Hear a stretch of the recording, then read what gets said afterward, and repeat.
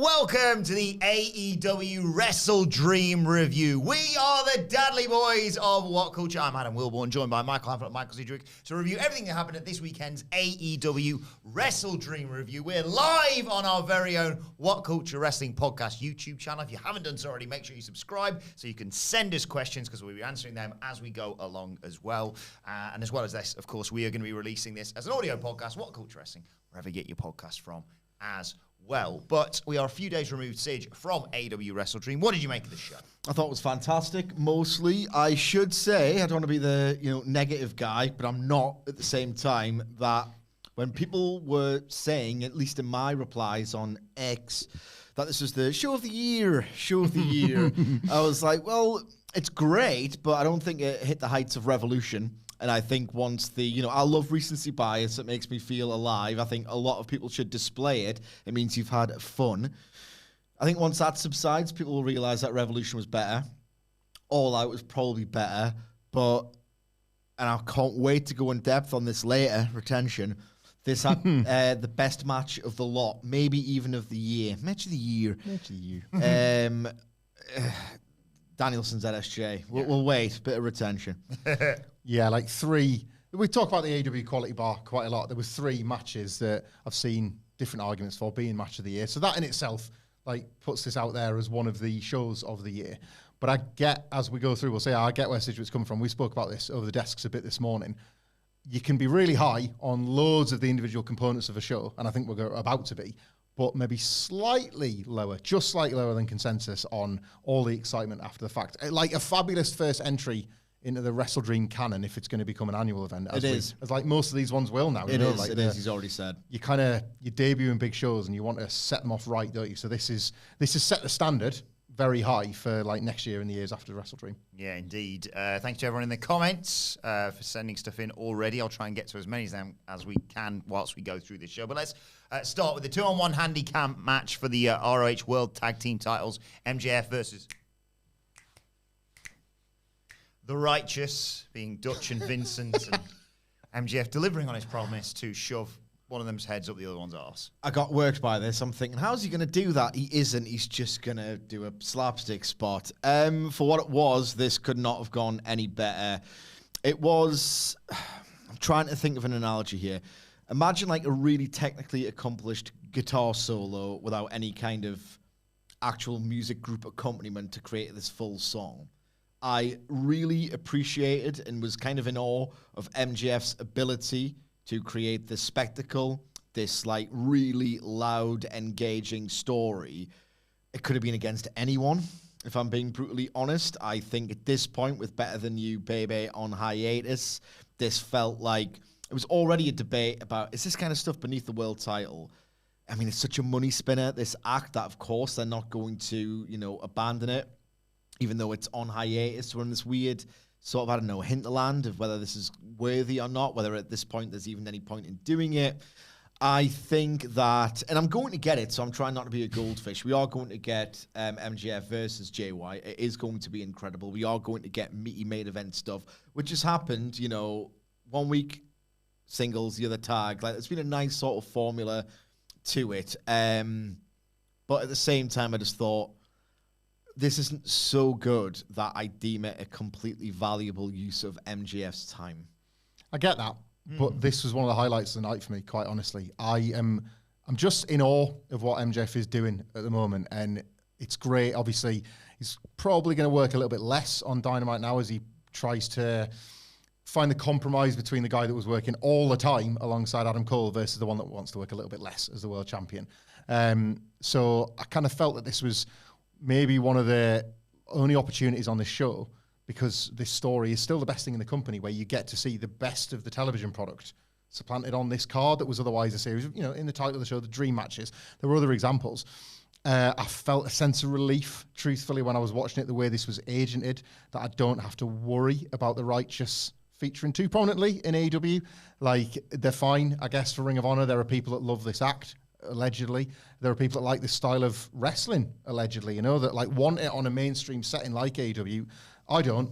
So I was quite pleased to see them beaten here, and this wasn't something where they decided last minute to be like, you know what, a handicap situation is where a team like the Righteous can take advantage and can play up to the skit, which people were identifying might have had a bit of lore in it, like they did the cut out of the people, and it was like, look, you can identify that one's MJF and that one's Adam Cole. Like, I didn't like it when lots of other prominent characters did stories like this. I don't particularly want to see it folded into the Better Than You Baby universe any more than this one night. So it was possibly with a sense of relief as I was watching it that this was played so much for laughs that I knew that this was going to be a one and done for the Righteous. I just love MJF so much more than any other character in AEW. It's the gap at the moment between how much I care about what he's doing and virtually anybody else is very, very wide. So as much as I would like him in a title match and in something serious and all that. He'll get it. And I'm imminently. That's it. I'm going to get it because I just think he showed me here that he can even do like house show adjacent comedy, and it can just feel like one of the most fun things on a card. Yeah, that sort of personifies my feelings towards this show. He's such fed heads. I love MJF. I love everything that MJF's involved in. Saying he's like WWE adjacent, MJF. Is that what you suggesting? I'm just suggesting that this was the most WWE pilled thing on the show. And it was. I said this on the Dynamite review last week. I just kind of feel indifferent to large parts of AEW outside of the MJF verse. There was obviously flashes on this show of matches that, I mean, they could have had no story. There was obviously a history between ZSJ and Bryan Danielson. It's a story. Let's not get into that. But they could have had, what I'm saying is they could have had no story and the match was so sensational, it didn't matter. But there are other parts on this show where I thought, this is really entertaining and good wrestling, but because I'm just not really invested in parts of it, it just sort of seemed to be happening in front of me. But we'll get into it when we get to those parts of the show. I want to jump into the questions. I'm going to try and bounce back and forth between this, but I want to ask this one now so I don't forget it later. It's from Johan Benson. First question I can see on our little things when we start the live stream. Is Jon Moxley the greatest commentator ever? Humphrey, do you want to take this one? Well, no, I don't think he is. He's not the worst ever, but he was the worst on this show. Wow. Only edging out Nigel McGuinness, who was also terrible. My complaints about Jon Moxley are focused predominantly on a match that we're going to heap praise on. Zack Sabre Jr. versus Bryan Danielson. But it is a match that I could have happily... It was so good, I could have happily watched it on silent, and I kind of wish I had, because I just wished that Jon Moxley would make his point and then shut up for a while. I wish Nigel McGuinness would shut the fuck up about this story with Bryan Danielson. I get it. You were trying to work yourself into the spot. You almost had Wembley. You took that picture in the gate. It was amazing. I get it. Stop telling your own story. Maybe tell theirs instead. Excalibur was certainly trying to when he was allowed to get a word in. Like, I like... two moments from Jon Moxley's thing. Enormous, thunderous, wake the kids up pop at him believing that Kenny Omega and that MMA guy were going to have a match on Dynamite. Mighty Mouse. Such is the belief in the scope of Tony Khan's matchmaking that he saw that graphic and thought, oh, we're doing that, class. Like, massive pop. And because he's a star, he knew to put his feet up on the camera and drop an almighty holy shit. So much so that it popped Jim Ross. We can't swear on this, can we, Nicholas? Okay. Thank God. It's a lot of work for me in the edit. It's fine. Don't worry about it. Old misery Jim Ross even had a grumpy Jim Ross even had a big old laugh at that because like he popped JR and Jim Ross was a misery in that match as well. So it was a bad night for commentary for me. And I wasn't charmed by John. No, I swore. I mean, beer, I'll pay you stinking fine. I'll say the S word again. Like, despite what I've just done there, swearing is not necessarily big or clever. And it didn't impress me. And I don't like the Blackpool Combat Club. So I don't like Jon Moxley as a cheerleader. Like, I just, little piss-drenched Jim. Like, oh, I'm fighting dead hard and dead cool. It's all Regal adjacent because they love him so much. They love him so much. When I go back to NXT with him, wrestle with his son in Drew Gulak, boring vignettes. Like, I don't like that aspect. Like, I didn't want that Jon Moxley ever. I was just stuck with it because they just bend over for William Regal. Like, he's gone now. Can we just get back to being like, well, to be honest, like I could do without Jon Moxley for a little while. We've always had loads of him and he'd be a great character to take a break. Get well soon, for Christ's sake. Yeah. This is not me shooting on Jon Moxley. I was just not charmed in the way that everybody else was by how bloody wacky he is. I feel like a complete arsehole for enjoying this now. Thank you. I thought that... It was only me. I'm the outlier. Well, it's my turn to talk. I thought Jon Moxley was genuinely really effective and funny, getting himself over, yes, but what I appreciate about commentary of this caliber during a technical wrestling match, and Taz wasn't there at the booth at the time, but he's wonderful at this. He was great during Thatcher versus Danielson. is that I love technical wrestling. I can infer very easily what hurts through the majestic selling of a Bryan Danielson, but I don't know the minutiae of why someone moving almost imperceptibly to my eye to guard themselves or to thwart an attack, or why a pressure is being applied to a certain body part from a certain angle or whatever would specifically really hurt, or why, oh my God, that person is in peril. And I love that great commentary that can illuminate this. I was very much charmed by the dynamic. I didn't think Nigel McGuinness completely went into business for himself, and indeed they might even be building this long term, so he might be in on a grander plan, the stages of which we are not completely au fait yet. But he did a phenomenal job, in my opinion, when I was watching it. It was like the spoiler where, when someone loves to point out that something's bad, like him with the commentary, and quite frankly, me with WWE and the Bloodline. So it does go both ways. Like someone who's just really insistent, it's going to go wrong, it's going to go wrong. His arm's knackered. Look, he's leaving it there. Like, I thought he was excellent at selling the peril faced by Bryan Danielson. And Jon Moxley, I think he did a bit of the technique and why things hurt and why he shouldn't do certain things. Yes, he rambled, but for me, that was part of his charm. I thought the commentary, other than Jim Ross, who had, this is quite physical action, that was the extent of his input. I thought the commentary really did well. Like the standing up bits for different... I just thought it was a really good overall presentation in terms of the commentary. The McGuinness thing for me extends out beyond that match. Like, I've found him to be... He's Mark Lawrenson. He's an absolute vibe killer. Like, and he seems to luxuriate in doing so. When he got the... was it the Ring of Honor show over WrestleMania weekend? I remember at the time it was like, Nigel, you can switch off your WWE tendencies. It's okay to have fun here. Like, as if it was this WWE curse that had been placed on him from being sat next to Mauro Ranallo that long. That excuse is gone now. It's him. This is the character he's choosing to play. And to Sidgwick's point, like, at least it makes sense within the context of Bryan Danielson, because I do believe he was building that match, and it's all supposed to count. Yeah. He's supposed to understand the law between those two men, so I can, like, extend him a bit of leeway there. Like, what a vibe killer he was during the Swerve entrance. Like, banging on about Prince Nana trying to get himself over. Why are you talking in those terms? A bunch of people like this dance, and if anything, the contrast with Swerve is what makes it great. And he comes off even more cruel next to Nana. Yeah. To Swerve. He's already done the heelish thing of stopping him on Dynamite. Yeah. I get that out of Nigel a lot. And I don't know if it's that thing where he's got to win. He's got to win every conversation, every argument. And I don't think that's a welcome presence at the desk. And there was loads of that for me in that Dynasty match. I think Moxley was very entertaining, particularly with the Demetrius Johnson stuff, obviously. What?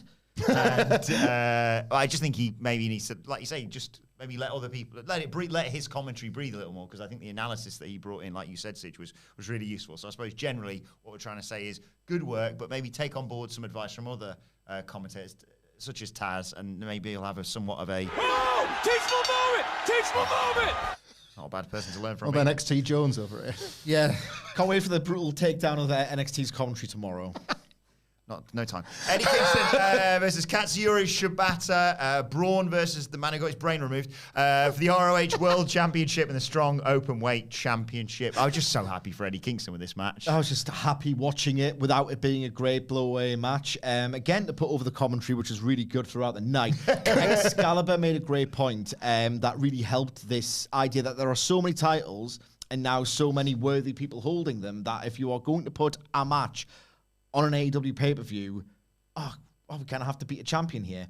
Like, Shibata and Hangman Page both got beat, and they both hold titles, and this is a problem because no one really cared that champions got beat. Well, championships must mean nought in this company, or most of them at this point, if people don't complain about that, when people don't even have, like, sort of the passion or the heart or even the memory to think about a title holder losing, which should be a massive deal.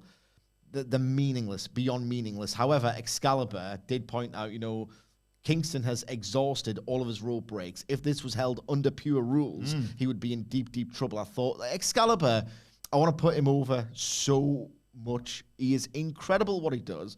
He's, in my opinion, the runaway best commentator of the century.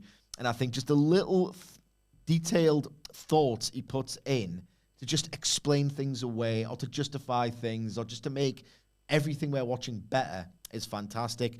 I really liked the story here that Shibata was clearly the superior mat wrestler. Eddie Kingston was mainly fighting on just total pride, spirit, and instinct, and that feeds into the fact that he exhausted all the rope breaks. He just had complete dominion over Kingston on the mat.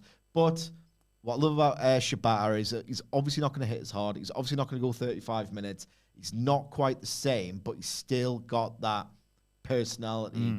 That's sort of distinct. Like he's a dick. The character of Shibata is a bit of a cruel dickhead, and him doing the Kawada kicks was his undoing because obviously Kingston was going to fire up, and he obviously won with the power bomb and the high stack pin. Really nice little story. That sounded condescending. I'm sorry. This was not a blow away great wrestling match, but I was just very, very happy to watch them do the basics very, very well. I didn't feel much for this, but Eddie Kingston obviously did, so I could feel something for that. I love that finish now where he wobbles them with the Hurricane to set up the powerbomb. That's great. That's a great one. Like the capturing of them, knowing he controls his own body enough to know that he's about to go to ground. He's like, no, back you come, and then he drills it. That's a really great kind of combo finish for this kind of like super powered version of Kingston. The guy's got 2 belts, having just fought to try and get 1. It's a nice, I think, like character move for him to have that now as a way, like he's going to absolutely kill you. I didn't feel much within the body of the match, truthfully. This was like, we talk, it's nice to do stuff for the boys. That's the phrase, isn't it? Like, this was for the locker room, specifically for at least one of the wrestlers here. Good for them, less so for me. The inconvenient truth about the Hurricane is that a lot of wrestlers, wrestling finishers operate on a weird kind of emotional logic where, the people's elbow looked stupid, but it was over because of the force of personality of the person who did it. Judas effect, I guess. It's nowhere near like Andrade's elbow. And the Hurricane, I've never really bought it. It's like this. I've never went oof. I've never winced at the Hurricane realistically. The punker. That was the one, wasn't it? The start of the match. Yeah. He's killed. That's not on. That's not on. That's it. So I do like the idea that he's using that as a stage to another finisher. I think maybe he was overdue one. Shout out to Just Giggle It, by the way, who's sneakily listening to this whilst at work. Great. Love that. Great. We'll talk next stage about the TBS Championship match. Chris Statlander being faced by Julia Hart. Of course, a nice sort of history with Julia Hart and Statlander going into this. And I think Julia Hart, we've said this for quite some time in our Dynamite and Collision reviews and what have you. She's come on leaps and bounds, hasn't she? Which is tough for her because she's gone for the next 6 weeks at least. My brain is wired in a very pessimistic way. I do suffer from anxiety. I'm just a bit of a miserable sod to begin with, but it's all informed, mostly anyway. Like, I'm trying to be rational about it. The cycle is someone will get pushed at pay-per-view level, they will lose the match, and then they do nothing. There wasn't really a story to this, realistically, and when is that ever the case? And I couldn't shake the feeling of this is so bittersweet. That was my word for this match, because I think Julia Hart's done a fantastic job of conveying her presence on TV in the build-up to this match. I think she's done a great job of, like, putting her matches together as this character. Like, it's not blow away great. It's not some incredibly scorching, epic back and forth down the stretch. It's a really well-told story that she's got the fans on board with. They were invested throughout. It's pretty atypical of the atmosphere surrounding such matches in this really apathetic women's division. I thought she, again, did a really, really good job. They got This Is Awesome chance, which didn't feel like conditioning, because if anything, these fans have been conditioned to not think AEW women's wrestling is awesome. And I just thought, it sucks that you're going to get cycled out of this storyline and out of AEW programming for about 6 weeks. Like, much like Willow Nightingale did after she got rave reviews for her performance. Yeah. Was it Death Before Dishonor? Yeah. Against Athena? Everyone thought, well, that's a start or something. No, it's not. It never is. So, really good, but it was almost, like, more frustrating how good it was, because it doesn't matter if it's good, bad, or indifferent. The person who gets over goes under in 6 weeks' time. It's a big gallows humor. And if she isn't, I'm still right, because it would be a rule-proving exception. Well, let me just check. That was the only women's match on this show. Like, it's a bit of gallows humor, or maybe a sad irony that the chance that Julia Hart has of staying on television is because she's with some guys. Like, she's with the House of Black. So, like, as a presence, she could at least be there. But I think what's been so cool about this Julia Hart run was that, not that that was all she was, because she was a very valuable presence for the House of Black, but you just weren't informed or encouraged to take her as a serious threat in the ring. And, like, for all that some of her stuff has been not basic, but just like there's been very little standout about her in ring, but the way she's applied her character to it has made her matches stand out, and I think that's been what's been so fantastic about this Julia Hart mini run. Maybe the trick here to try and sustain this push, because I thought this match was really tremendous bit of business. Like the women's division so often has to work with the disadvantage of a dead crowd or not much of a story, and they did fight to get this crowd invested. Like as much as I would love to give them credit, I feel like the Chris Statlander was the last person to beat. I think was kind of a happy accident, and they've maybe seen that and thought, oh right, this is a good time to do that match. You know, like use that from when the rankings used to be a thing. Statlander's, you know, her and Toni Storm, kind of the like safest pair of hands on this roster. You guarantee you're going to get something good. But yeah, if you have a stable that are going against the House of Black, that also have a female associate, or also have somebody that they can bring in, that's at least a way to have like a sideline program alongside the trios division. It shouldn't be that way. You should just be able to have this character get rewarded with something else to do. I do share Sidgwick's cynicism, but I liked how they were even creative with they brought Statlander into Julia Hart's world, not the other way around. She had to counter the Black Mist. That was a great spot. Like such an inspired slapped out of her mouth. Basically. That's like that is telling you, the viewer, that Julia Hart's gimmick is more important than Chris Statlander's, and Statlander the champion. It's that old thing about you've got to beat the champion. The champion doesn't have to beat you. No, the champion had to beat Julia Hart and like have an attack in mind, and she did, and she beat her with that. So she didn't just prove herself as this great wrestler. She proved herself as like a thinking woman's champion as well. So this was an over delivery, but you don't then want to just be told that, all right, time to cycle off Julia Hart now. It'd be a real shame for her. Just reading some of the comments here. TJ Hare says, love to see you guys live. Cheers. Thank you. Shout out to A Pleasant Discourse, who says, listening whilst loading up my mail truck. Barry Grennan says, the Dadleys always deliver. all right, boys, you're keeping me sane on paternity leave with kid number 2. Cheers. Cheers, Barry. And Ryan B says, Look, Barry. Ryan B says, Wilborn is 10 times as annoying live as he is on air. Well, that's right, Ryan. We're live here on YouTube. It's just gone. He hasn't even done a bit yet. It's just gone 3:52, which actually means. Right, let's move on to what some people are saying, Sige, was the second best, in fact, 4-way tag team match of the weekend. I'm hating doing the podcast this week. The Young Bucks. What a surprise! Subscribe to the channel. Young Bucks. They haven't won out. For what feels like years at this point. I know you're doing a bit, but it's actually really stupid. Like, they've lost so often on pay-per-view. It's not even funny. They did lose all Revolution, All In, Double or Nothing. Should I continue? No, I think that's pretty much it. They defeat the Lucha Bros, the Guns, and Orange Cassidy and Hook, which means that they will challenge the tag team champions. We'll not spoil that result just yet. It's FTR. Later on. But what did you make of this one? Not a great deal, if I'm being brutally honest. Like, I've got a level of expectation for the Young Bucks. Like, I'm a complete dickhead. I know this. Like, I'm a really exacting critic. When I know someone is capable of just absolute 10 out of 10 brilliance, and they do a 7, I'm like, oh, what the hell are you doing that for?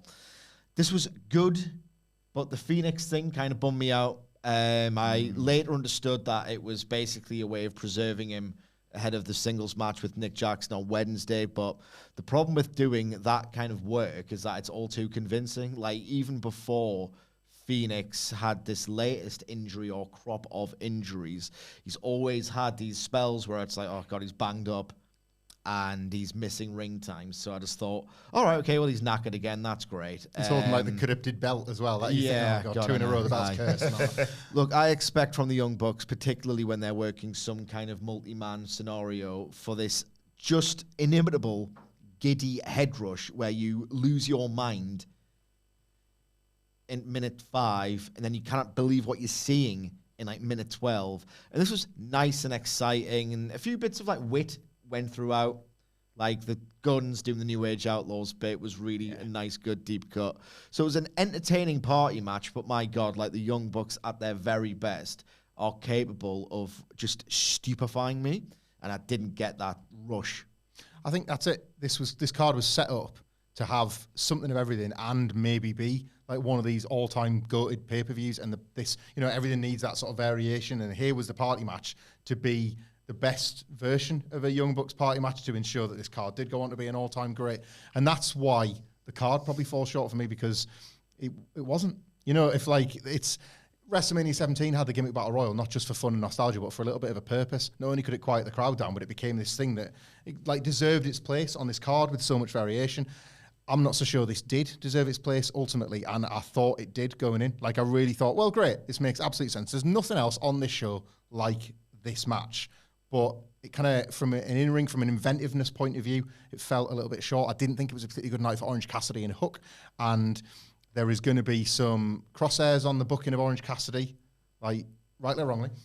Since he lost the international title, I think there's going to be people focused on that, being like, right, how's the follow-up here from this incredible wrestler and this incredible story? I don't think they had a particularly great night. I was going to isolate the gun spot for praise, but like those spots that you isolate for praise were in slightly short supply. Yeah. I'm way more excited for Nick Jackson and Rey Fenix on Dynamite. You're not meant to isolate spots for praise in a match like this. You're meant to forget the 8 out of 10 ones and just think about the 10 out of 10s, and it just didn't have that rush factor, really.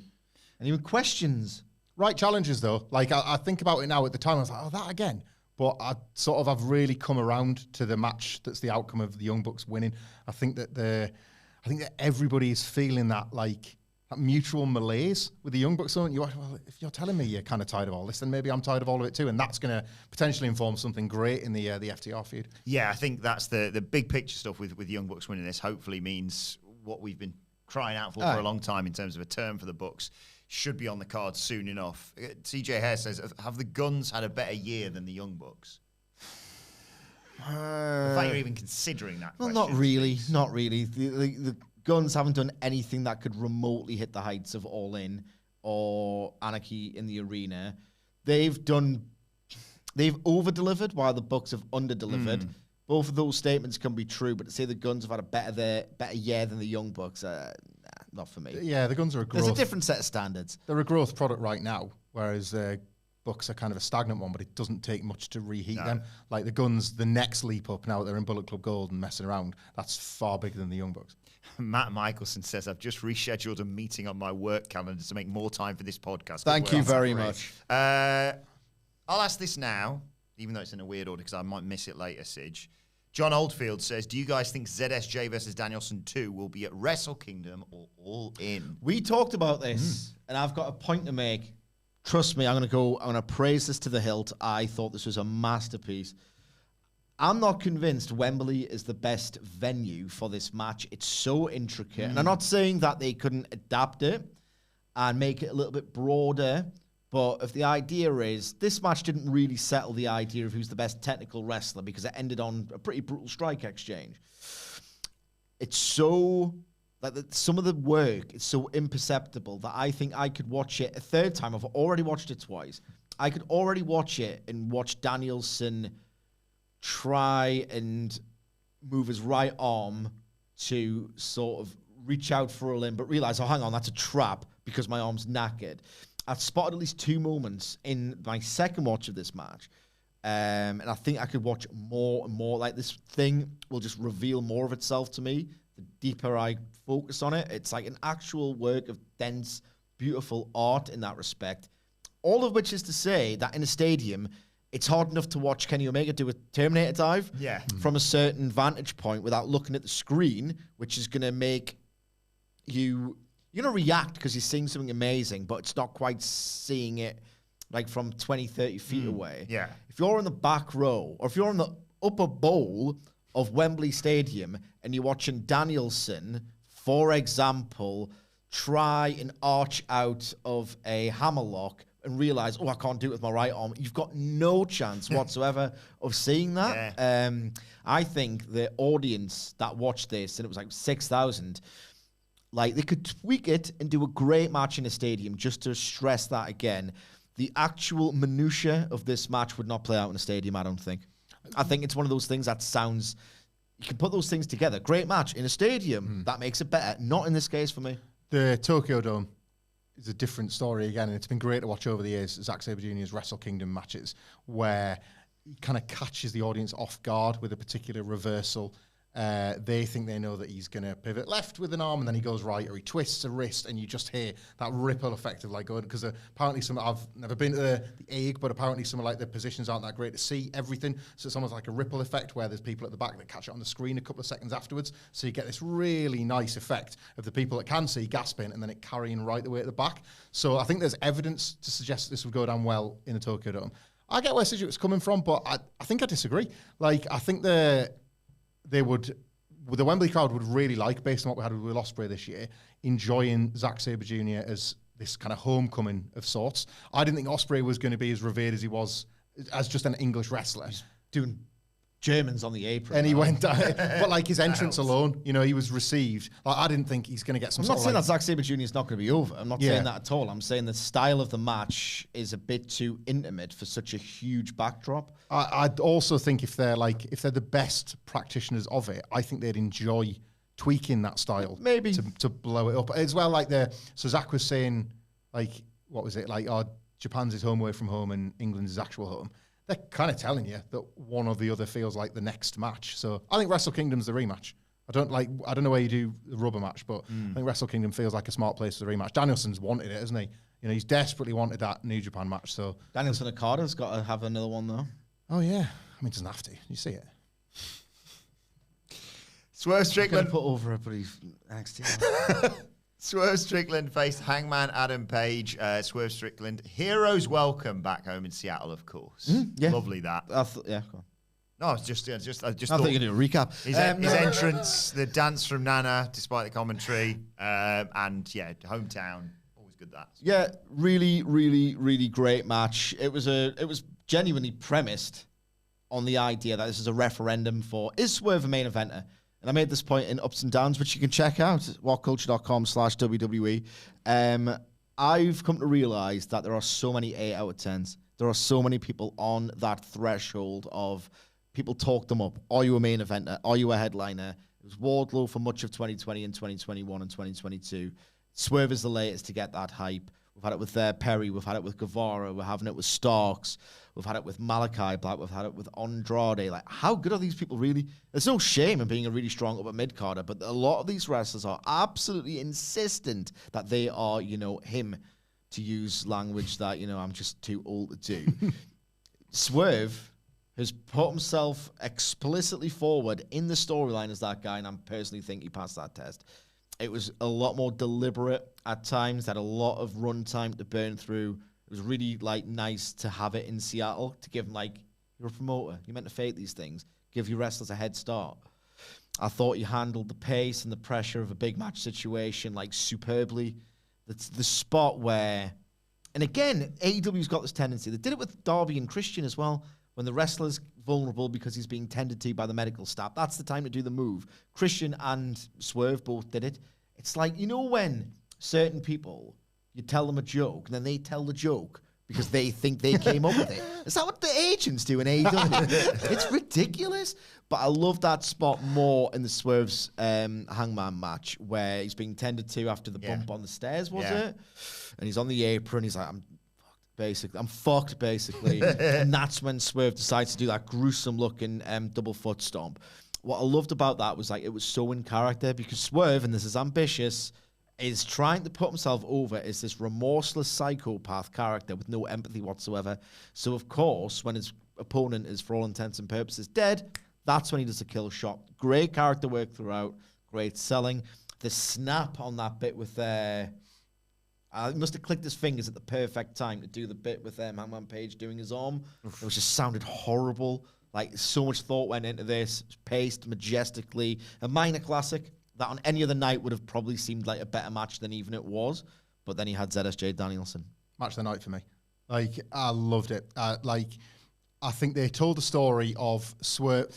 Swerve in the build-up was already confident that the job was done and he had surpassed Hangman Page. And I thought, with the story of this match, he put over the fact that he wasn't as confident as he thought. Like, the more Page kind of sustained the worst of what he could do, the more he started to doubt himself. I thought that, like, the choice of putting the weapon spot in for the near fall was inspired because the Swerve in the build-up would have never needed to rely on that. And watching as the match wore on, I cannot beat this guy. Like, Hangman Page still is him. Like, and this, this plays into Hangman's story as well. His job was to prove that he was still him. And Swerve's was saying, no, you're not, I am. And we didn't, truthfully, really get a conclusion from that, because the way the finish played out, obviously Swerve gets the kind of clean win, but, like, could he have done it without Prince Nana there and all the sort of disruption going on at the end? We kind of thought that there would be another match in this. There might even be a couple of matches in this. And I do think Swerve is the one that wins outright in the end, because I think that's an interesting tale to tell. But I just thought to be able to build it into the body of the match was what impressed me most here. Like, Swerve leveling up didn't just do so because he won this match in kayfabe, but he showed himself to be a really...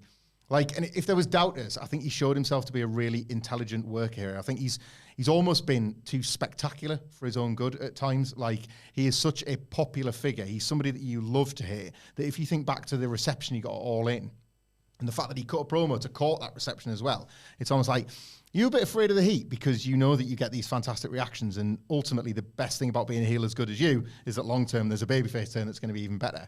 Right now is the time where he should be doubling down on being a heel, and I thought that was what struck me the most about the performance here. He was willing to be the villain and do the vicious stuff and do the cruel stuff to prove this point, not just to the fans, which he's been saying in the promo, but like I say, through the match, he was proving it to himself.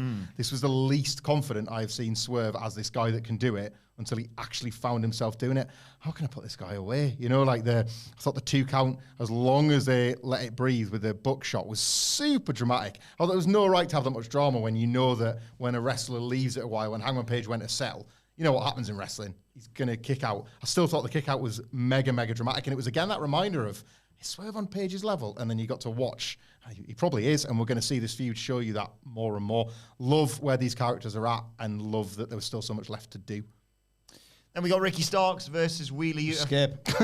It's just a match too far. Yeah. It was a match too far, and I think it was so counterproductive to the aim. I think the aim was, we want Ricky Starks, in your thoughts, as someone who could be on this cusp of the main event. And we're going to give him a win on pay-per-view. How much does that mean? It's big. No, it isn't. It was a token glorified TV match, almost like condescending. I felt a bit patronized watching this match of, Ricky Starks is the main event, and I'm thinking, is he? Because no one's reacting to him as such. And I thought the crowd would this just felt so token. And I think it was counterproductive. I think Ricky Starks could be as good as he says. And a lot of people, talk themselves up in pro wrestling. I think he's one of the more qualified to make that leap over the threshold. But my God, this didn't prove anything. I think it was worse than a nothing match, this. It just proved to me that, you don't get Kenny Omega or Danielson having a reaction, like such a quiet reaction to their pay-per-view matches. So when you have Starks doing it, it just tells me he isn't an Omega or a Danielson. Yeah, it was tell, don't show to the point where it was a little bit fake feeling. Like, you knew what you were watching was this. Like, halfway through the match, I'm thinking, well, Wheeler is losing because they are telling me to accept that Ricky Starks has learned something from the Bryan feud and now he's going to get the win that he deserves. That's all booking stuff. I know that, we analyse this and people that listen and watch want to think about this on that level, but you're not supposed to think about it in the body of the match. You're supposed to think about it either side of it. Here's where we review if the booking was good, not when you're midway through the match and you kind of lose an interest and you're thinking about how Ricky Starks is being booked. And to be fair, the placement of the match, if you look at what were destined to be the big, big matches on this show, the old days, old AEW money, this is where you put the women's match. You'd be following one of the bigger matches of the night, and they felt as if they were putting this match here to test it, and it failed the test. It did. It did not. The fans were tired off the back of Hangman and Swerve, and it's like, right, wake them up again. What have you got here? And they failed to do that. And I still now can't decide if that's on the wrestlers or on whoever put the card together to say, well, this feud, in inverted commas, this match was built over a promo exchange backstage on Collision last Saturday. Did it ever stand a chance story-wise of following that? It's too bloody long. Where do you put this? On telly? Yeah. Where do you put this on the WrestleDream card? Probably not on the WrestleDream card. Don't put it on the WrestleDream card. Yeah, I think for me as well, it was, you've already had the kind of surreal dynamic of Swerve heel, but babyface in Seattle versus Hangman Page and the reverse roles there. I also thought, who's the babyface in this? Because I know the BCC are turning babyface, and they've got, you mentioned before. A bit, I think, yeah. You mentioned before that there's elements of them that's, Danielson's, got that pure side of him, but there's never been a catalyst for me of when they were like, oh, no, we're coming to save before the Kingston match. And you're like, what's going on here? Why are you suddenly saving people? And then also Claudio, wasn't it, that made being the save, being the bad guy for the Kingston match. You as well. And this was arguably the most fun element of the BC's heels was just how much of an arsehole Wheeler Yuta was. He was really good at that. And you looked forward to seeing him like get beaten up and get punished for being such an arsehole. And now, like you say here, he had to be the babyface by default. I didn't even consider that as an extra problem, that there was no dynamic really to feel out, because I don't think the fans cared about either guy. Like a bad night for Ricky Starks if he's still a project. If he's still a project. Right, we're here, Sige. I can put my feet up for a bit. Okay. Is there any questions? We'll get some more, but I want to get your thoughts on this because I sense it's going to be a catalyst for lots more questions. Yeah. Bryan Danielson, Zack Sabre Jr. Match of the year? Match of the year. Look, it's either Ospreay, Omega 1, or Danielson, Sabre Jr. Just a quick summary of my thoughts on the star rating approach, or what I deem to be a great match. Ultimately, it's a visceral gut feeling. Yeah. I like to go by genre. I think there's such a thing as a 5-star comedy match that gets demonized within critical circles. So on that level, right, if I'm thinking about it, and that's not the point, I don't think, but if I am thinking about it, Omega Ospreay 1, phenomenal though it was, I've probably seen a better New Japan main event style match in it's Omega Okada 4. Have I seen a better technical wrestling match than this in my life? I highly doubt it. It was just absolutely incredible. Like, Bryan Danielson was so good in this match, and Sabre Jr. was wonderful as well. But like, I'm going to watch people after this. This match is going to live very long in my memory. That I'm going to think, and this is probably not fair, I'm going to think less of other wrestlers for not being Danielson. Like, he's levels above absolutely like everybody in terms of how he puts his matches together, how convincingly he sells, what he does, which he has no right to do. As an example, right? Early in the match, Zack Sabre Jr. has got like a hammerlock on. To reverse the pressure of that hold and to twist out of it, Danielson drops down to the mat. He's about to spring himself back up with both arms, and he goes, I can't use it, because he knows it's broken. That was the key thread of the match. The more you left it vulnerable, that body part, to Zack Sabre Jr., the more in trouble he was. This is a man so genius that he worked, convincingly I might add, like a momentary lapse in concentration. Like, it was imperceptible. Like, he does it. If you go back and watch the first 2 minutes, you'll see the spot I'm talking about. Doesn't even qualify as a spot. It's just a blink and you'll miss a moment where I can't use it. He's working that, obviously, because he's trying to implant in your head the idea and show you, not tell you, there's nothing histrionic about the selling here. He's showing you, like, imperceptibly, that you can't do this thing. It was so immersive and so realistic. It got so vicious. I got the Just Bleed effect from it. I watched it for a second time on my lunchtime yesterday, and I know the result. Bryan Danielson won. Some of the pins that Zack Sabre Jr. applied on Danielson in this match were so hermetically sealed that I thought I had to finish. It's like 8 minutes in. You know from the rhythm of a wrestling match if you try and use your rational mind. And of course, on a rewatch, I am going to use that. I don't want to, but it's just you're not swept up in the live feeling of it. You're going to rationalize, I can tell by the rhythm of the match and how these things go that when I'm not suspending my disbelief and I'm caught up in the live moment, it would be really anticlimactic in the rhythm of a pro wrestling match if it was to end here. The application of technique was just so unbelievable that I thought the finish was happening like everywhere. Here's an analogy that doesn't quite work, but it almost does, right? Cattle mutilation. Think of, like, you love the Cribs. Have they got a song? I'm aware of them work, yeah. Yes. It can be any rock band. They got a song in their back catalogue that they very rarely play live, but everyone loves it, and they just dust it off as a treat. Yeah, it's called Anna. Right. Yep. Would you be annoyed if you went to see them and they played like a few bars of the riff and then just stopped? Yeah. Yeah. I'd be devastated. They did that with cattle mutilation. And it's something that Danielson, fiends, and sickos love that move. He applied it for half a second, and Sabre Jr. reversed it before it was even applied. The biggest, most popular cult favorite deep cut of Danielson's career. You got half a second of it, and the fans didn't resent him for not applying it. They could have teased that out. There's such lore of that move. People think it's so cool. They could have done a 2-minute, really like Shawn Michaels at WrestleMania 21 style sell, where he's flailing in it, and you think, oh, he's going to tap, and they register the drama from that move. It took half a second, and he reversed it. Like, the idea is that this was so good that they didn't have to do these, like, really labored, prolonged, sort of really theatrical moments of drama, because it was so dedicated to the pursuit of feeling so real, so combative, and so urgent. I fell in love with that spot, or the fact that they didn't do it. It was absolutely incredible. And the fact that Sabre Jr.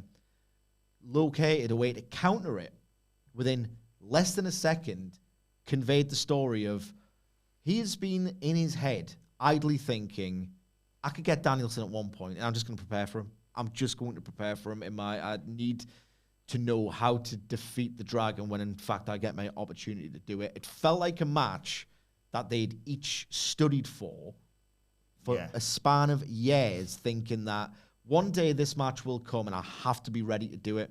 And people talk about stories. It's not a 3-month plotted thing. That can be the best story in pro wrestling. On a gut level, I watched this and it was so nasty and so dramatic and so intricate. It barely felt like a performance, and yet it wasn't so up its own arse that they were just trying to do really cool limb work and stuff. Like, in my gut, that's one of the very best things I've ever seen. Just in terms of how understated it was, how elegant and intricate it was. I was floored. It's ruined wrestling for me this match. It was wonderful. It was so nice to watch.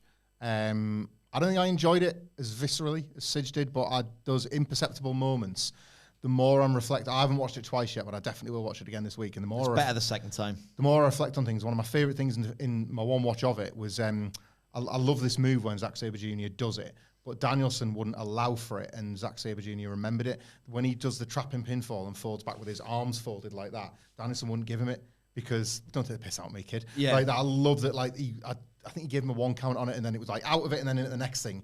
Like sometimes, like Zack Sabre Jr. is beating people with that. That's why he's cocky enough to do it, because they're so locked down at that point. He can have the gall to be like, I'm so much better than you. I'm going to fold my arms and pose as I'm pinning you. And Brian's like, not with me, mate. And then I think he goes back to it one more time, but at this point, like the arm's weaker and he can't quite do it. So he has to tighten it up and he has to seal him in. There's lots of lovely moments like that. I imagine that I'm going to have to go back and watch. So this isn't a complaint, it's a comment. I didn't really care who won. I didn't, as they got down the stretch, I wasn't bothered. You're a psychopath. I wasn't bothered. I've discovered over the past 2 weeks that you have no empathy and you have traits consistent with a psychopath.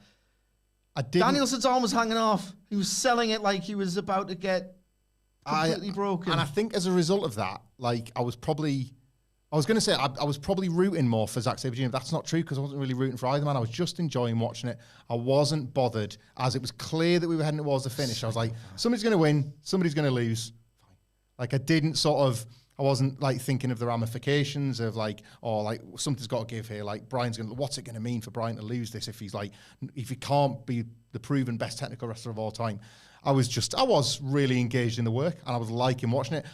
This is a compliment to them. I could have watched another 10 minutes of it. I could have watched another 4 hours of this. Easily. It was so, like, it's that liquid pro wrestling that you get from Zack Sabre Jr. and Bryan Danielson getting to flex this side of it, because he can do it all. He can do all of it. So, like, you don't always get this side of him. So that was great to see. Tell you what I loved.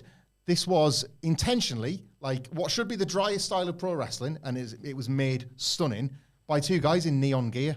Like Danielson in his Seahawk stuff and Zack Sabre Jr. in his bright orange. They never wear that stuff. This should have been burgundy versus black trunks. And this was a boots and trunks match, and they looked like early 90s WCW Saturday Night Steiner Brothers out there.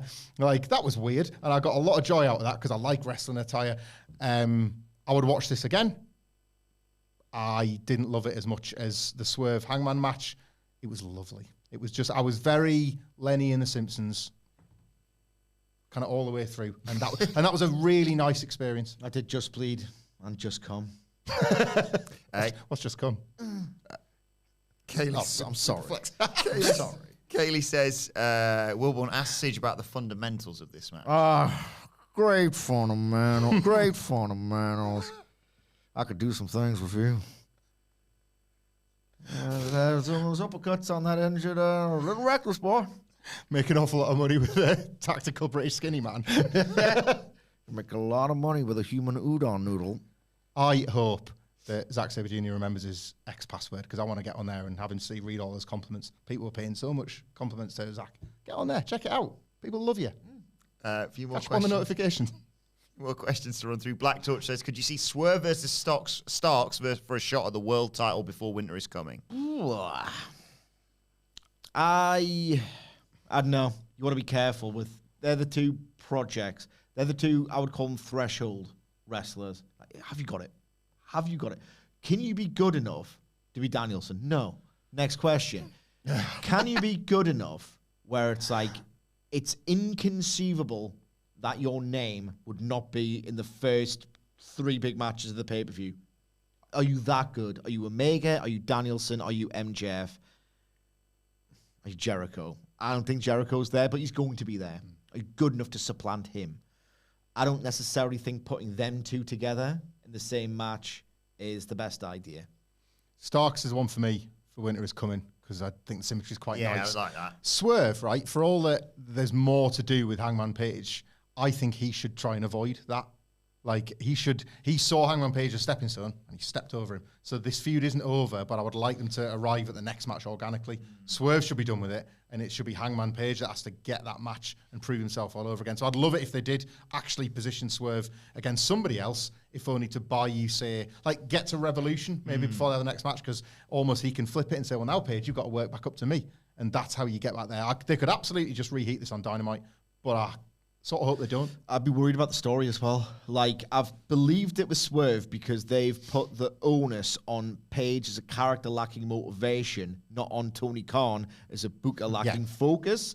I would worry these two have got a tendency, and again, it's not really top guy stuff, of like complaining about the opportunities they have or haven't had received. I do not need to see volleys of that on TV. Like, tell a proper fictional story. Yeah. I don't know that these two are capable of doing it, particularly when opposition with each other. Lots of variations on this same question, basically, from the likes of Dave the Noob, Brian Weedig, so many people basically saying, what's Danielson's last match? Look, this is not the most glamorous answer, right? But if you look at the resource they've put into all of this, like, who was it? Benno from the Grapple podcast, which you should check out after all of ours, said that the Wheeler Utah push is possibly the most expensive in history. Like, they are putting the full weight of Mox and Danielson pretty much behind Utah.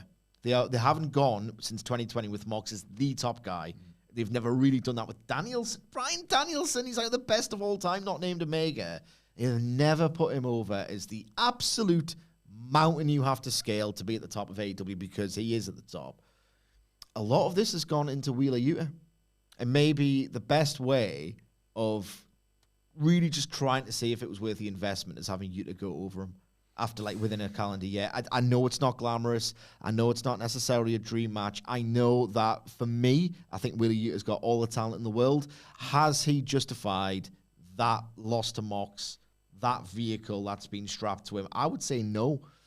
Danielson's an old romantic, and he loves to lose. There is an incredible story to tell with McGuinness. For all my criticisms of him trying to work his own angle right now, I don't think he's working his own angle right now. You get to Wembley in just under a year's time, and you might as well replay the entire Last of McGuinness documentary on YouTube as the build, because him, like, the real life heartbreak of him watching Brian win the belt when he cashed in on the Big Show in 2010, 2011, and he was this close. They went for the same medical, and Brian lied, and McGuinness didn't.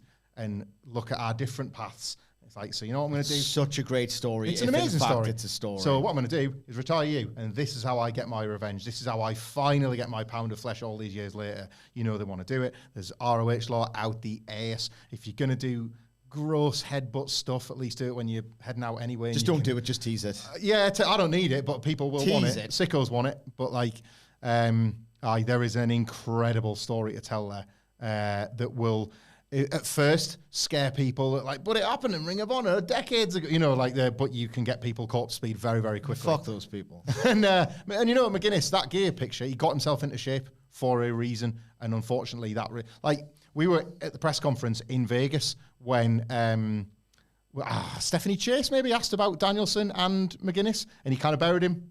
He's finished. Oh, it was nice. It was a good run, but he's finished. They know what they're doing. Yeah. That match is for a very big stage. Let's move on to the six-man tag siege. Don Callis family, Konosuke Takeshita, Will Ospreay, and Sammy Guevara versus Chris Jericho and the Golden Elite. Uneven. The best bits bordered on incredible, but it wasn't in itself an incredible match. Jury's still out for Kota Ibushi for you? Oh, no. He's not the same. It's reached a point now when it's like really weird and bleak if you think about it, roundabout way, where my expectations of all wrestlers, Kota Ibushi, have been lowered to such an extent that when he enters what I would refer to as a respectable, passable performance, I'm like, overjoyed for him. This was, I think, respectable. It was nowhere near as bad as Blood and Guts because you hadn't seen the sobering reality for the first time. You've had a chance to adjust. I thought he did the cross slash really well. The Murder Boy stuff didn't really scan as like this shredded guy with more muscles than anyone going, the only person who could ever, without descending into cringe, going to that place is Kota Ibushi. It's like a tribute spot. It's somewhere between his very best and Heroes of Wrestling. You know what I mean? Yeah. He's got to be scary to pull it off, and he's not. He's a not scary scary guy now. So I will say Will Ospreay's sell in that sequence was absolutely phenomenal. He gets the praise he gets for a reason, Will Ospreay.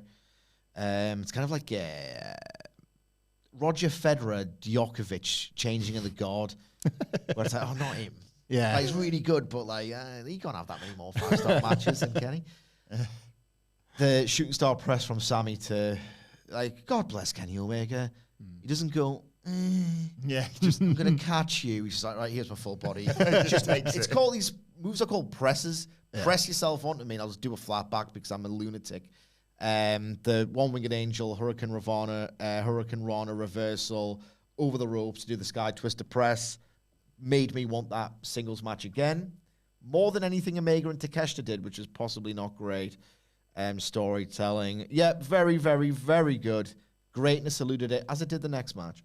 I was funny mention about Omega Takeshita. Omega Takeshita is a singles feud, and Jericho and Guevara as a singles feud weren't furthered by the interactions between those wrestlers in this match. Well, they were like Jericho and Guevara. As a story, they were. My aspirations to see them weren't furthered. Sorry, the match was laid out to get you hyped for these showdowns again, and I kind of think the action failed the layout a little bit. The finish was a bit busy. Like, I got, obviously, find the distraction, make the time for Callis to get the baseball bat in, but that was like a little bit sluggish in how it all played out, and a bit obvious, bit petrol-y, and like, it just, I don't know, I was really high on Jericho Guevara, and I'm less so off the back of this match. Could we go over the 2 minutes we have left of the hour? Oh, yeah. Okay, not too much longer. I've got things to do. Here's a question for you, right? Oh, yeah. Here's a question for you, right? Chris Jericho. Yeah. Did he do... Sure is a question. Did he do the kick out of the code breaker at 1 for reason A or B? It's time to play the game! Usually do this. Time to play a game! Ha ha ha ha! What is his motivation? Did he do it, A, because Omega did it at Forbidden Door, and that's drawing them together in storylines? They now have something in common. Yeah. They don't like their big moves being done to them. Was it a conscious attempt to draw them together in this can they coexist? Stop shaking your fucking head, Wilborn. Honestly, I'm getting bullied by these Vincels on this fucking podcast all week. Where's your good pen? Or B, I don't know. Oh. I just saw Someone it. asked that earlier, yeah. Or did he see it at Forbidden Door and went, I'll have some of that? That one. Or was it a bit of both? Or was it plausible deniability? Maybe, yeah. Chris Jericho's kind of the last guy to tell you it's B, but it's actually A. Yes. Or other way around, yeah. What do the comment section think? I'm genuinely interested in this. It's Is Jericho a cloud vampire? It's one, and he's going to pretend to the end that it was the other. Plausible deniability, of course. Of course. Let's talk FTR. They faced Aussie Open for the AEW tag team titles. Was it high expectations going into this one after the previous one and just didn't really live up to it? Let's not be ghouls. Let's not show characteristics with a psychopath and lack empathy here. Mark Davis snapped his wrist during this match.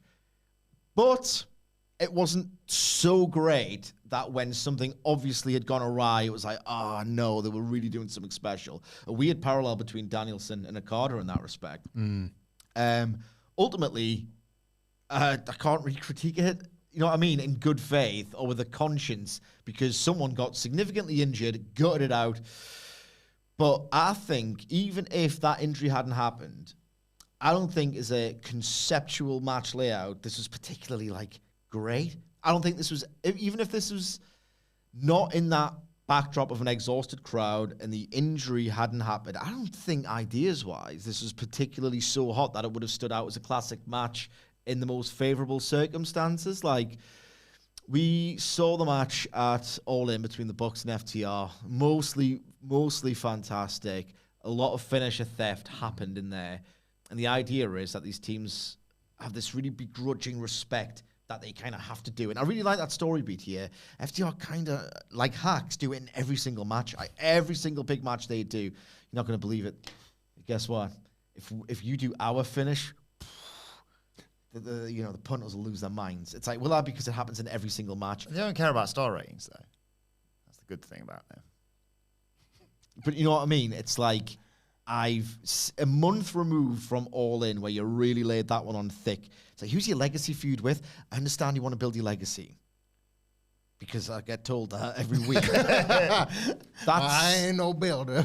Isn't that spot where, God, we respect you so much. You are fiercest legacy rivals that, my God, I don't like to do it, but you're so good, I'm going to take one of your weapons and use it myself. You cannot do that in every match. Not every match has to be a classic. Not every rivalry you have has to be this big career-defining legacy. Otherwise, it just becomes a lot of hollow, you know what I mean, acclaim-based. They want everything to be epic. They want every rivalry they have to be this legendary thing. And it's getting a bit off-putting for me. And maybe it wasn't just the fact that this followed two unbelievable back-to-back matches. Maybe it's getting a little bit transparent. Certainly it is for me. You're supposed to have, over an entire career, maybe one or two legacy rivals and then a bunch of ones underneath. They are trying their hardest to have legacy rivals with everybody they face. Oh, it's getting a bit much And when you're not a legacy rival in a big feud, they want every sort of title run to be the legacy run here. Remember that run where we were beating guys on Collision that you never even heard of, and we were giving them these great 10-minute epics and all that sort of stuff. Kind of the Mick Foley and Steve Austin and The Undertaker and The Raw. I don't know much about the attitude here, but here's all the wrestlers from it. It's just, this was good moves happening in front of me. It was more than moves happening in front of me, but they were only just good ones. Some of them weren't even great. But that's because Mark Davis snapped his wrist in two. Yeah. It was, but the thing is, he didn't snap it in the lockup. This was pretty drab before he broke his arm. The chops with Davis and Harwood were you could sort of, that thing about Meltzer says it about Moxley and Ishii, where he was how many seconds was it? 17. 17. Great. For context, on Observer Radio at the time, the G1 match, Dave Meltzer said that he knew that Ishii versus Mox from 2019. 2019, yeah. It was a 5-star match within 17 seconds. Love the specificity. And he was right. He was right. And this one could have gone on for 17 hours and it wouldn't have been anywhere near as good. You could just feel it in the first few minutes. Fans weren't up for it. Yeah. Nothing that the wrestlers were doing in that early stage kind of made you think they might be. Don't put the sex gods over Aussie Open so close to this as well. I think Tony Khan had a bit of a mare in terms of mapping everything out. Any other team could have done that job. I think they thought they were getting away with it with Aussie Open, and that people would just forget that they were taking these pretty heavy losses because of the legacy, to go back to that word, of this big match from last year. Go back to that word. It was hard to feel much for it. I feel so sorry for the wrestlers when this is happening. You could almost see the wrestlers trying to extract greatness from this match that was never going to come. God, and it's tiring. It's really tiring to watch, and you feel such sympathy for these incredible athletes hurting themselves for it.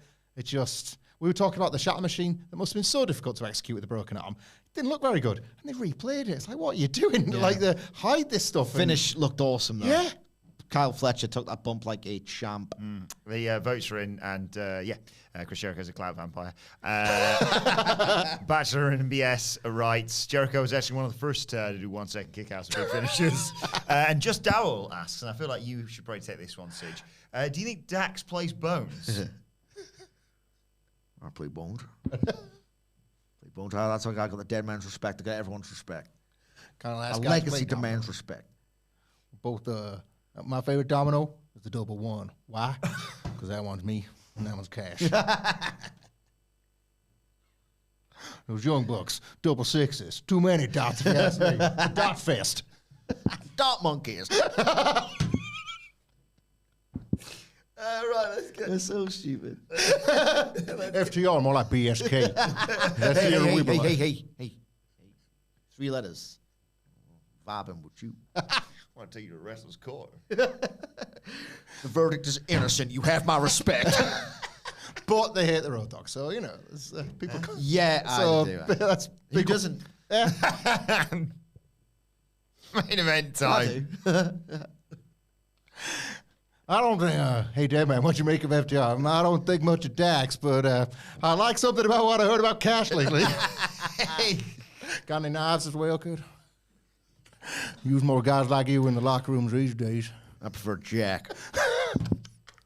Tequila, whiskey, it's all the same thing. Come here, man. You got my respect.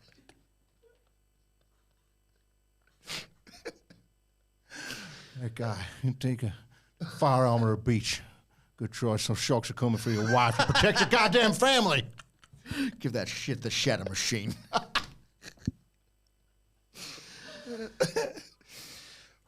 Right. I ain't no dad, man. I ain't no marine biologist, but that man's coming for my wife. I ain't no basking shot. In a shot machine on a shark. Let's do a doomsday device. You'll never see it coming. It's legacy tag stuff against a shark. And the shark is a shot machine box. It happens in every FTR match. Hey, shark, you even seen the DIY series? Get 2 shark. We'll reach their fins out. Put them in some.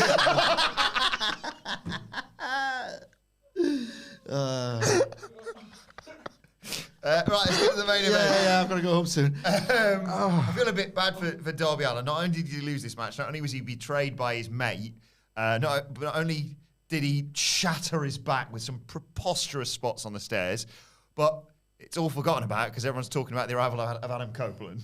Yeah. Tell you what, right? Yes, you know, there was always going to be the conversation surrounding Copeland. But once that subsides a bit and he becomes a regular fixture, I think people will look back very, very favorably on this main event. And Darby Allin's, yes, again, he was in Seattle. Give wrestlers shortcuts. It's a work, goddammit.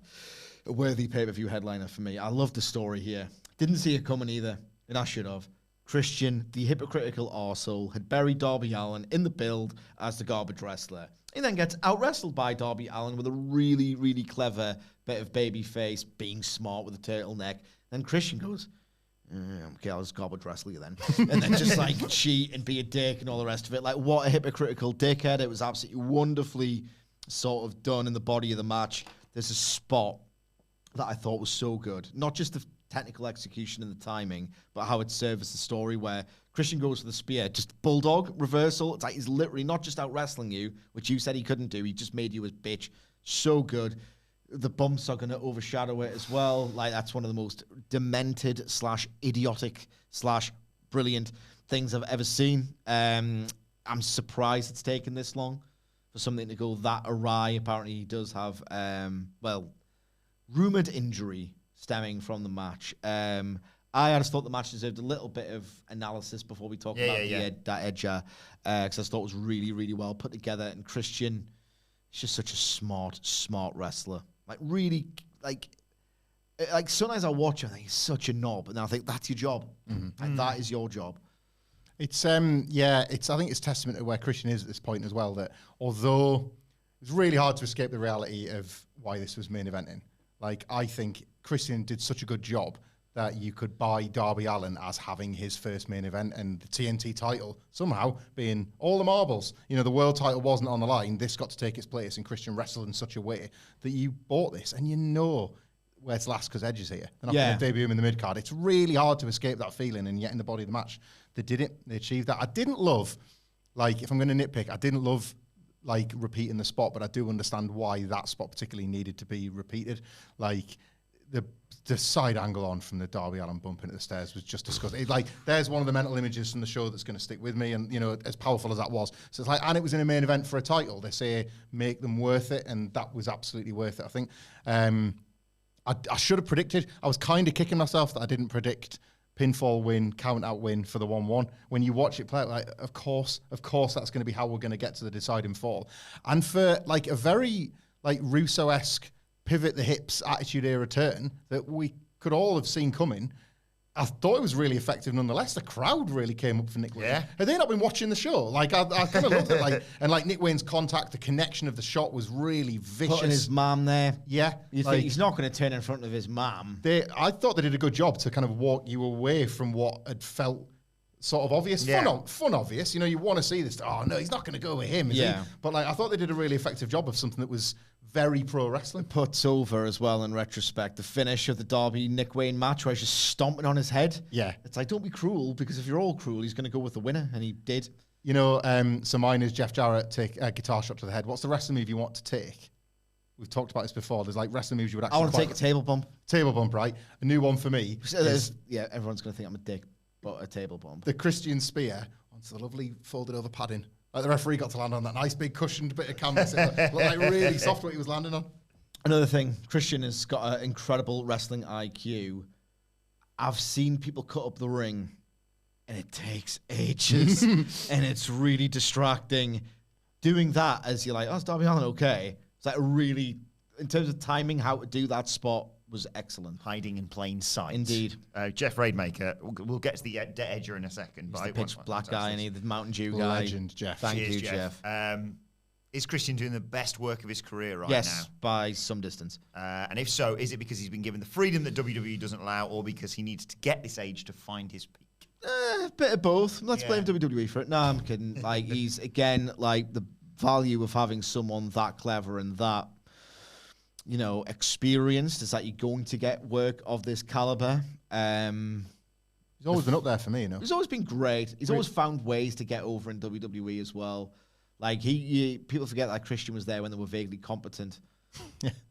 And when they were in fact incredible at what they did. So a combination of everything, but this version of WWE would never let this version of Christian be Christian. And you know what? Maybe that's a great reason why alternative competition exists.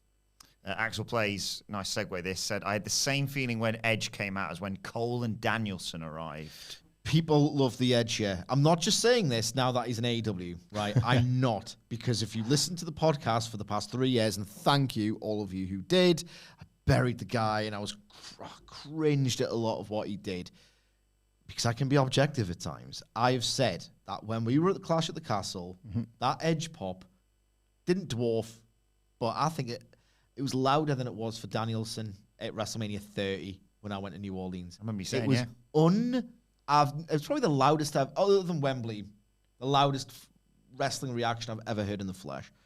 People love Edge, not the television audience particularly, but the people who are going to watch wrestling anyway. I don't think it's an incidental answer to a question no one's asked. I don't necessarily think he's going to move the needle there. I don't. All TV evidence over the past 3 years indicates the opposite might be true.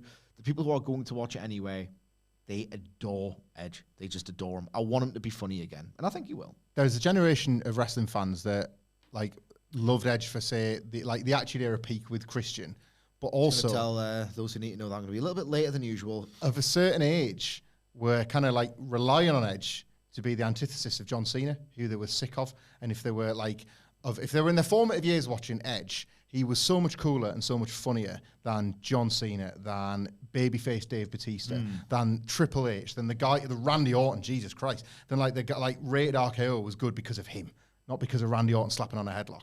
So he was this one guy that felt genuinely different to all the rest because he had such great patter, because he was willing to send himself up, but because he was such a ring general in so many different settings. And I think that generation didn't get what they wanted from Edge's return other than the Rumble pop. That feeling, that pop at the Rumble. He used to have a personality and he didn't really show it. It was rooted in that. It was rooted in that love that they had for him in those mid-2000s WWE doldrum years. Edge was a little bit of a splash of colour for a while. Yeah. And AEW is absolutely more the place where that can be expressed.